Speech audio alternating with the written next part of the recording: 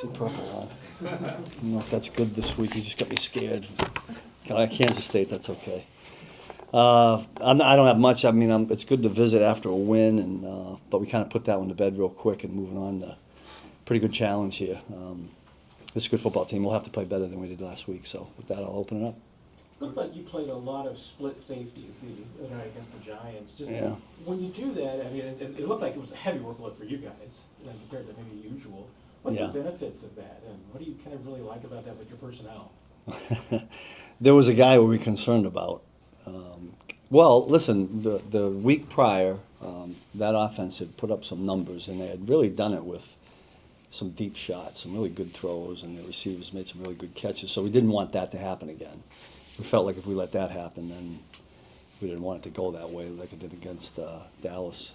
So we decided to take that away first. And then as the game went, you're just trying to decide whether do you stay in it, do you get out of it. And, you know, for whatever reason, we decided to go that route. It won't be like that every week, but when it was all said and done, we looked up there and there was 9 points.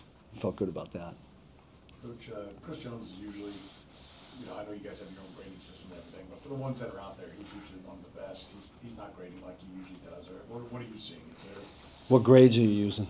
PFF is the one I'm looking at right now. That's what everybody uses. The only thing, you know, Chris Collinsworth, I think he's a good dude, and he's involved in that company. I don't know how you put a grade on somebody when you don't know actually what their assignment was or what they were being told. So, I don't know. It's like, from our standpoint, I thought Chris in this particular game had a real big effect on the game.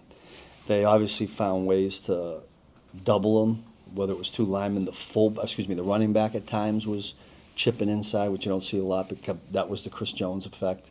A number of times that he didn't get there, but I think he forced a quick throw or step up. So, you know, from my standpoint, I don't remember what Chris's actual grade was, but I know that at the end of the game, I thought the guys up front, Chris included, had a big effect on the way things went. What did you see from the young guys? The other, I mean, I think Ashton continues to get better and better. I mean, Omar, it was his second game now, and you know, after missing all that time, you could start to see him kind of climbing the ladder and getting better. He missed that one sack that I know he wants back badly.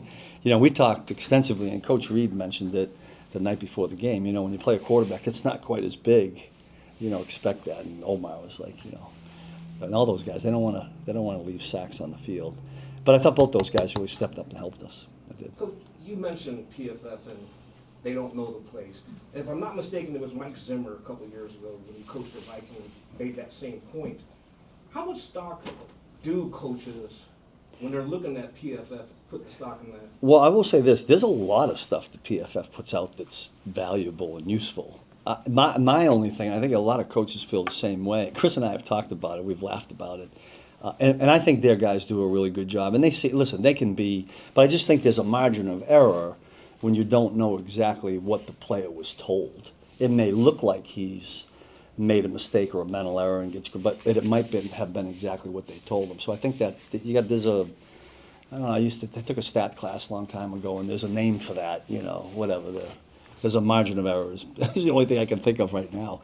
But we get paid to grade our guys and coach our guys and evaluate them. So we're not using that for that. And we're going to, as far as other players and whether we use the grades on other players, that has to come from our eye and watching the tape.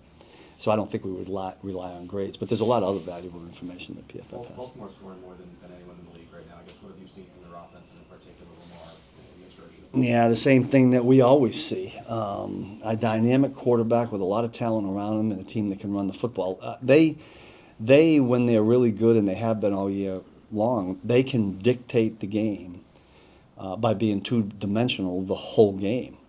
And you have to worry about it on every snap. It doesn't matter what the down and distance is. They'll run it when you're supposed to throw it and throw it when you're supposed to run it, and they got guys that can do it. I'm surprised Detroit was able to sack him a career-high 7 times. Anything you can use from that? What just stood out to me just watching the game on TV was how relentless Detroit was. The effort that their pass rushers put in, I thought was really, really good, and they found ways to, you know, eventually get them on the ground, which is not easy to do. Where do you go last three? Blair, Todd, Nick. the concept of a spy, when you spy the quarterback, what do you give up when you do that? Well, he's probably going to have the ball a little bit longer, you know, because you don't got four guys on him. You know, you got to mix and match that. I mean, sometimes when we do too much of that, I feel like we handcuff the pass rushers a little bit. You know, because in essence you only have 2 or 3 guys rushing, they get doubled, and so we pick our spots. I mean, obviously every team that plays Baltimore is going to have some version of it, and you just got to decide when you're going to use it. You know. So Derrick Henry has not been a fumbler, but he's had a few big ones recently. I mean, I know you guys preach turnovers all the time. Is there more emphasis on that some weeks? And have you seen anything in the way he's turned it over, maybe something you could exploit? You know, I don't know. I mean, maybe it's the same on offense as it is on. We always talk about getting turnovers in bunches, right? Maybe that happens to the offense too, the same way. I've never looked at him as a fumbler. I know he's had a couple in these past 2 games, but yeah, well, we try to attack the football and get him to put it on the ground. Yeah, anybody that touches it for them would like to do it. We haven't had that. I think we might have forced 1 or 2 out and haven't gotten them. I mean, it was nice to get the 2 interceptions last week. Really, to slow this crew down somehow, some way, we got to find a turnover or 2 in there and give the offense some field position. Steve, with a player like Lamar, how do you have to talk to the pass rush about having a certain mentality to where it's not 100 miles per hour? Yeah. Keep that discipline, keep that contact? Yeah, it's a little bit more of a controlled rush, but we don't want to slow guys down by saying controlled. I mean, there is a certain way to try to tackle and sack these quarterbacks because he's so elusive. If you're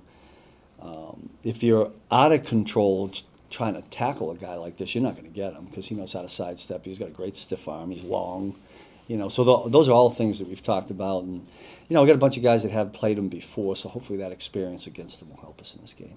Yeah. Thanks, Coach. Good. Yeah. Thank you.